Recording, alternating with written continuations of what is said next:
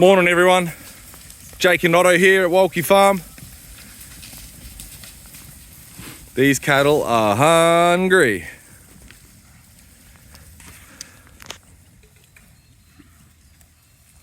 It's 8 a.m. and I've just finished building a poor boy fence. And I'll show you what that is now. This is one of our pastures. This middle paddock, when we purchased this property, it was made up of 4 paddocks. And this is the biggest grazing paddock, and it takes up over 50% of the pastures. So essentially 50% of the grazing land on the farm was one open paddock. And it had just about all the water in it. And the way we've cut it up is into 3 pieces. And we've done that with these poor boy fences. I'll quickly show you what that is. It's just a star picket with a single clip-on insulator. And then I run a hot wire poly braid through it. And these work as the sides of a ladder. So there's our boundary perimeter fence. And then now I've made this poor boy fence, and it serves multiple purposes for me, which I'll explain to you. And I can just string hot wires across like rungs on a ladder, and I can keep hopping the animals up and put them into really controlled grazing environments. So here we've got our cattle. They would be in 10, 20, 30, 40, 10, 20, 30, 40. They're only in about 1,000 metres square, 1,200 metres square. So it's not a very big paddock. But I'll move them again this afternoon. I haven't decided. I haven't quite finished rolling out my water infrastructure, so they're just going to walk back to water for where they had it yesterday. But I put this here for a few reasons. Firstly, it helps me strip graze them easily. I can just throw that little fence up and give them really controlled areas of pasture, depending on if there's a lot of biomass, I can give them a tiny area. If there's less, I can give them more. I've got a lot of options up my sleeve.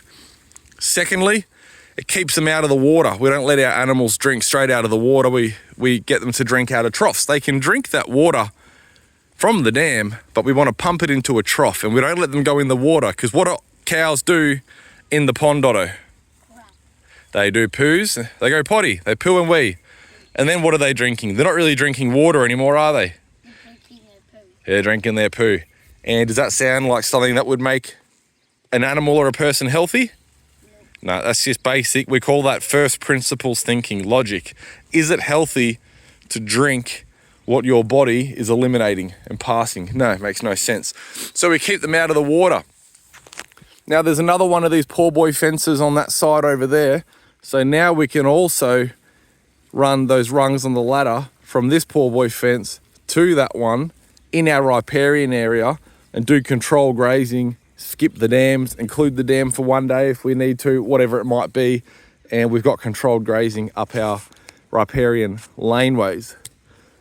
Another reason I've put it here, I've left enough room from the tree break where we can drive the buggy up and down it. We don't need to be hopping in and out of this paddock all the time. So that'll keep us out of here, reduce driving around, control compaction, and just make it quick and easy for us to get around the farm. It's a little bit away from the trees, so when branches fall, they're less likely to come down and bend a picket. But if a branch falls on a hot wire, no big deal. Fix it, easy and quick. But we're not going to have much damage here. And I've also left a buffer there because I've ordered some fodder trees. We've ordered some different trees on the internet. They should arrive today or tomorrow actually. And they're fodder plants, so we can plant them, grow them. And if we ever need to cut a limb off it to feed the animals, we can. And they're going to bring biodiversity to the farm. There's species that aren't here. Some are suited to our climate, some less so. So we're going to experiment. I'll show you what they are when they arrive. But plenty of options. Why do we call it a poor boy fence? Well, it's not the first one I built. Guys, fences are expensive. This single picket and insulator assembly is $10 essentially, and I just rolled out 30 of them. I put one in every 10 meters. If you go much further than 10 meters, if you're using a traditional wire, it sags too much. So if you're using wire, it really needs to be 10 meters. Poly braid, you can probably get away with 20 meters, not too bad, but I've got heaps of pickets. I've picked up a few at a clearing sale, and I pulled down some pig pasture that we had fenced up at a lease block that we're not running pigs on anymore. So I've got hundreds. I've probably got 300 pickets up my sleeve. So I've rolled out 30 of these. I've built 300 meters of fence in under an hour, and cost of materials, the pickets and the insulators, $300 if it was bought new, and one Gallagher turbo braid reel, probably roughly another $300. This is just temporary. It's not hot at the moment. I need to figure out how I'm going to charge it up, because I really need to flip one of them there backwards to get it charged. So 1 hour's labor, $300 of semi-permanent infrastructure, and a reel, which I could reel this up really quickly. If I wanted to pull it down, I would just untie the handle on the other end, and I'd stand here and just reel it up. I woun't need to come through and undo all these pins if I needed it in a pinch, but I'm going to leave that there permanently. What have you found there, boy? Self-draining, It's a tongue twister, isn't it? Salvation Jane. That's right. It's a broadleaf, and it's covering the earth. It's covering the earth because Mother Nature's modest. She doesn't like being bare. It's also got a taproot going down, trying to reduce compaction and start the nutrient cycling. The reason I love my poor boy fence is, one, it's cheap. As the name, I'm a poor boy, so we use a poor boy fence. Cheap infrastructure, ticks my boxes. It's quick to put up, and if it's quick to put up, what does that infer, Otto? easy. But what might it infer? If it's quick to put up, it's quick to pull down. I really believe in having infrastructure like this that you're not committed to. If this was a traditional fence, it'd take a fencer a day to build, cost a few $1,000s, and take even longer to pull down. And if your context changed, if your grazing changed, if something happened and you wanted to pull it down, it'd be very hard mentally to pull it down, because you'd be committed to it. All the resources and time and money that you'd put into it would create a mental block. You'd be attached to it, even if it wasn't serving your purpose. And financially, it'd be hard to pull down. I could pull this down in a bit over an hour. I just got my picket jack and off I go. So quick to go up, quick to come down, but now that'll be there for a few years. I can't see any reason why we would pull this down. I've got one on that end. I just need to do one more, and then this main paddock that was cut into, that was one pasture, will now be actually 4. We'll have one paddock here, one paddock to the west, and then this one paddock to the north, and then the whole riparian area in the middle is actually a 4th paddock. And then we've got one more pasture towards the west, which I'm going to chop up in the future as well.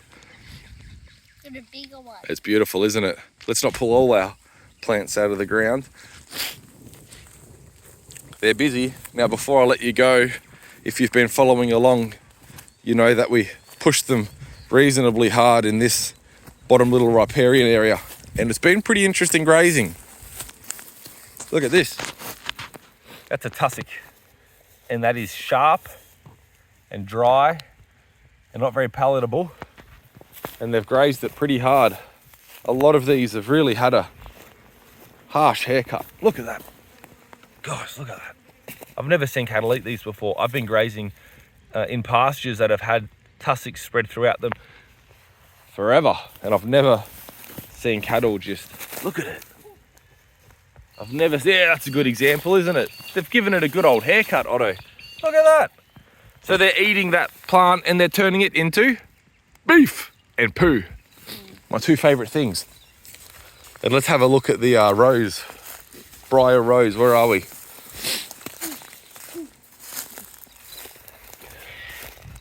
Oh, there's one. Here's one. Look at that. That's cobbed an absolute flogging, hasn't it? Look at it. Oh no, there's hardly anything left of it. Yep, and it's dying all right. It'll come back. See, pruning is a stimulant.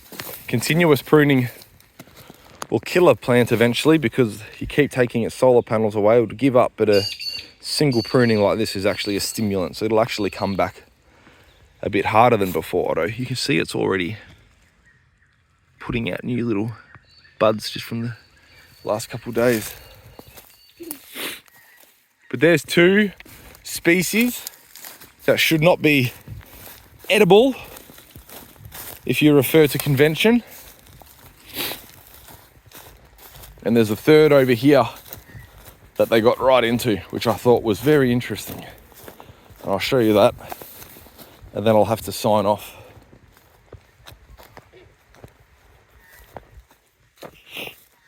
Pardon me for the sniffing, it's a bit dusty. Where are we? Ready? No, the fog grass. Oh, look at this one, Otto.